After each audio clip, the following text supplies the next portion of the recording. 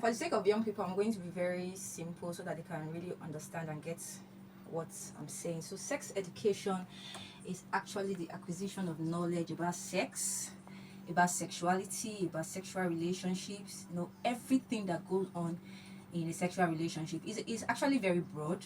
We Yeah. talk about anatomy, the body structure, how to maintain a healthy sexual life, and all of that. So that's actually sex education. Thank you. Okay.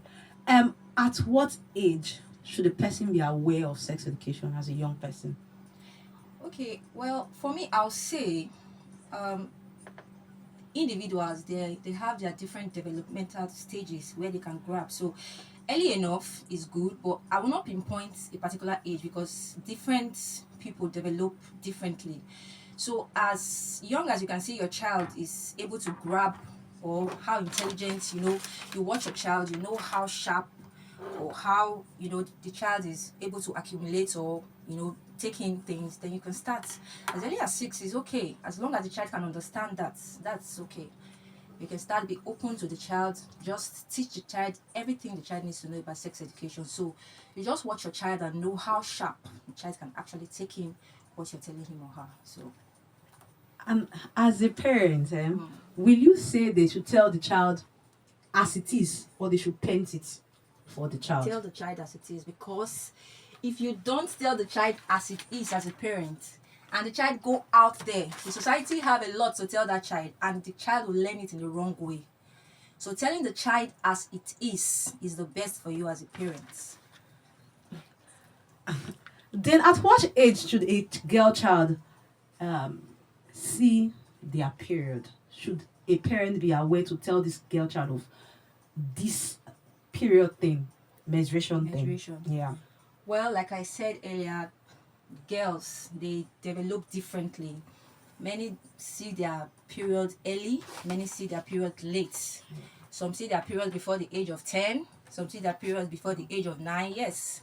So different body changes, different body developments. So you cannot just pinpoint that, oh, at the age of 10, okay, I started telling my girl child about menstruation.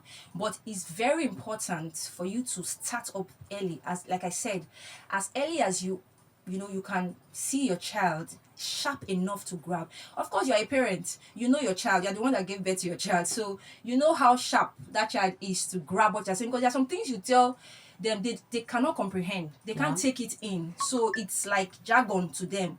So you watch the child and you know that, okay, this child is ready for this topic, so let me just go ahead and educate her. So it can be the age, at the age of 9, at the age of 8, just depending on the body development. Okay, I'll move to you, doctor.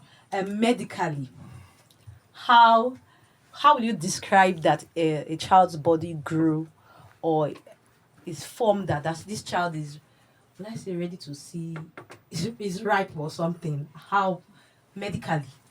Okay, so to put into context for clarity's sake for those listening, we usually understand that there is something called puberty. Puberty is development of secondary characters, especially sex characters of a person. So for ladies, it is defined by presence of you know growth of their mammary gland, and also menstruation is also part of that. But while we're talking about men's, is really talking about girls' child education. As from our studies, we have realized that the youngest mother in the world, I think she's about 8 or 9. So it Wow. means for her to have been Wow. able to be pregnant, then of course she has started menstruating. So sex education and menstrual education or menstrual health education should be taught to a child as like what my colleague was trying to say. For me, I put it as when they can talk, when they can hear, when they can understand. Like I said, she used the word when they can grasp